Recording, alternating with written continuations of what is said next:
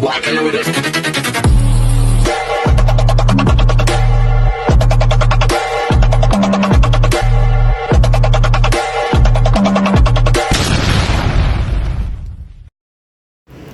Hello beautiful people! Welcome back to my channel. This is your Mama Sam dito sa Sam Sam TV. Kamusta naman kayo mga amigo, amiga, kumare at kumpare?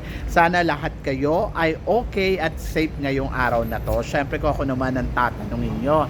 Nakikita naman ninyo, Mama Sam ninyo, fresh overload pa rin, di ba? Diyos ko, nakakaloka. Syempre, nandito na ako sa Pattaya para masaksihan bukas ang swimsuit competition ng Miss Grand International. Papalagpasin pa ba natin yon? Syempre hindi. Excited ako. So actually, yung Miss Grand Organization, meron naman akong ano sa kanila na dapat doon ako sa kanila.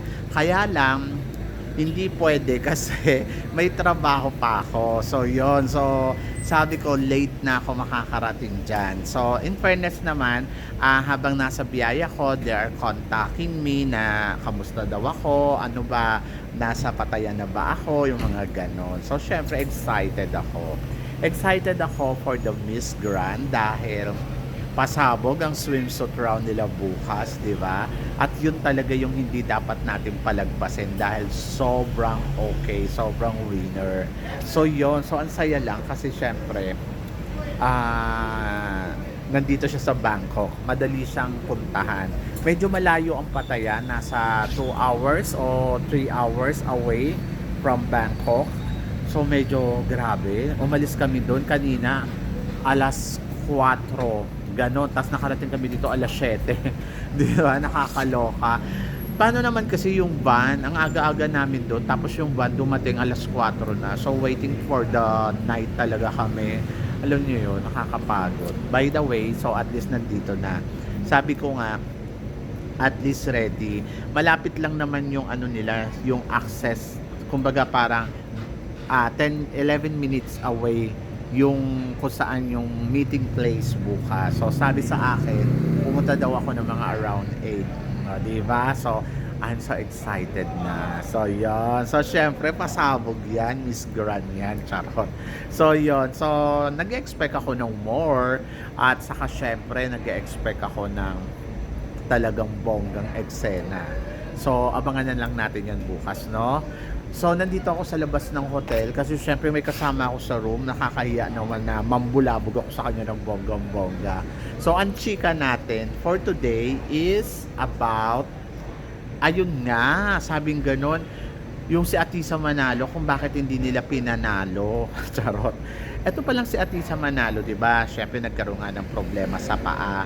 Pinapa-cancel na pala to ng Miss, tawag dito? Ng organization ng Cosmo. So yun, ayun ang chika natin. Kasi may nakachikahan ako, sabing ganon.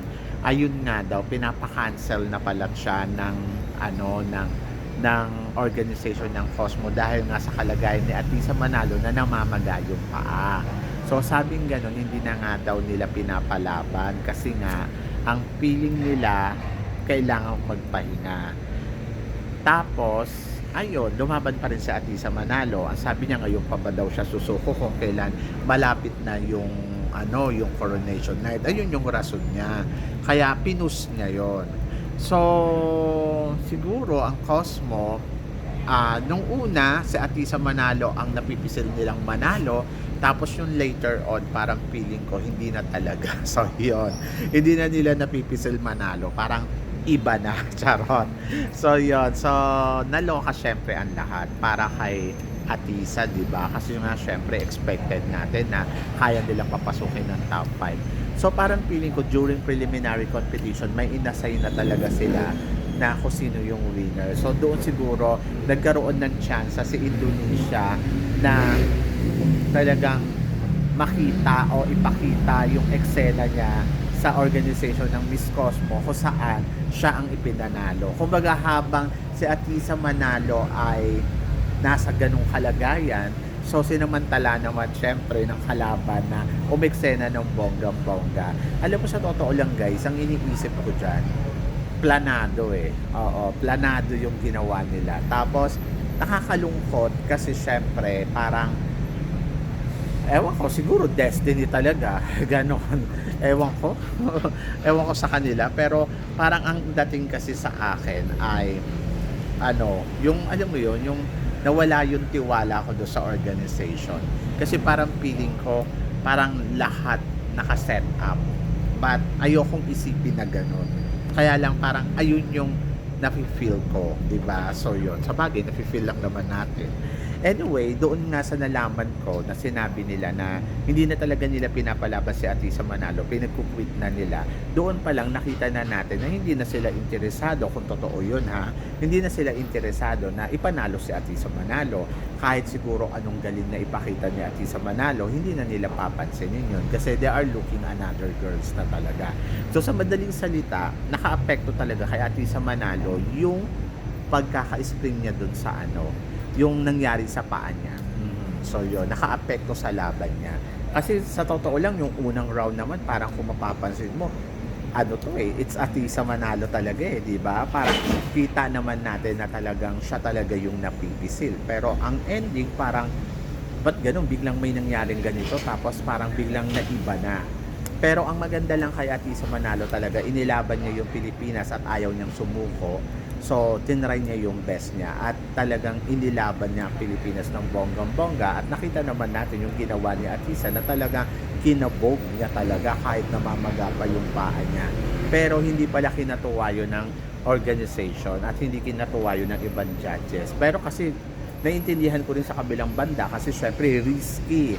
Risky yung ginawa ni Atisa. Kumbaga para kung may nangyari sa kanya dyan, pananagutan pa rin yun ng Miss Cosmo organization kasi parang bakit nyo pinayagan, di ba? Pero ang totoo, hindi na talaga nila pinayagan. So, pinus lang ni Atisa Manalo talaga. And, ayon, hindi yung kinatuwa ng organization kasi parang feeling nila matigas yung ulo.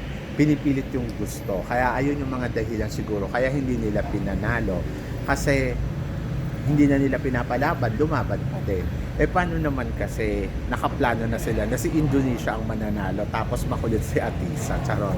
Anyway, wala na tayong magagawa, tapos naman na yung pageant and then at least ipinakita ni Atisa Manalo kung gaano siya ka-professional sa kabilang banda na kahit na may nararamdaman siya, ilalaban niya pa rin yun ng bonggang-bongga at nakita naman natin na inilaban talaga ni Atisa yung mga eksena niya at ayun yung nakakatuwa kung iisipin mo. And then, ayun, so nagtagumpay naman ng Miss Cosmo kasi hindi nila napanalo si Atisa Manalo. So, hindi na talaga nila tinignan si Atisa Manalo pala nung time na yon. At tinitignan na pala nila iba na. So, yun. Nakakalungkot kasi ganun yung naging resulta sa lahat ng paghihirap ni Atisa kasi we are looking na sana magandang resulta eh, di ba?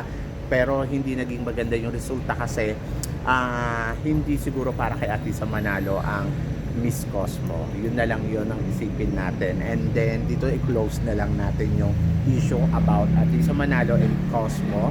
And then, I think nakita ko na kahit ano naman palang gawin ni Atisa Manalo ay hindi naman pala talaga niya maipapanalo to dahil nakapag-desisyon na ang organization na huwag siyang pasalihin, di ba? So, yun. So, anyway, good luck, di ba, sa mga next queen natin.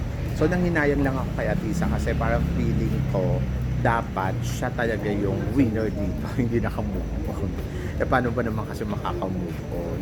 Ang sakit kasi, di ba?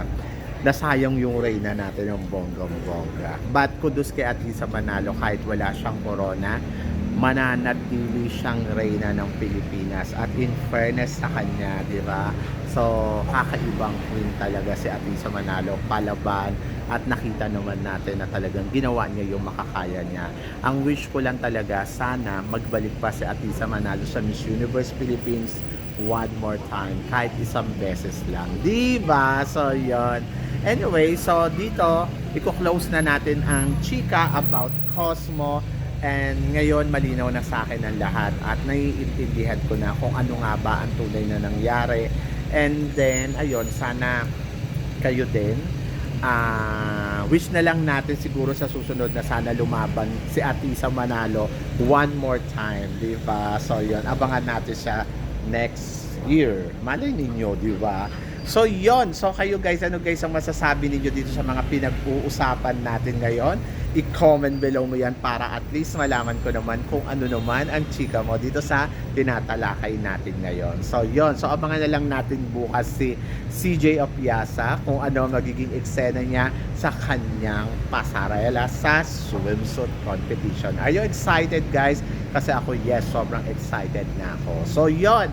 So, syempre guys, maraming salamat sa mga hindi pa nakaka-subscribe dito sa Samsam TV. Ano pang hinihintay ninyo? Subscribe na. So, yan. So, guys, hanggang dito na lang. Hanggang sa muli nating chikahan. See you tomorrow. Thank you, guys. So, I'm so excited for tomorrow. Love, love, love.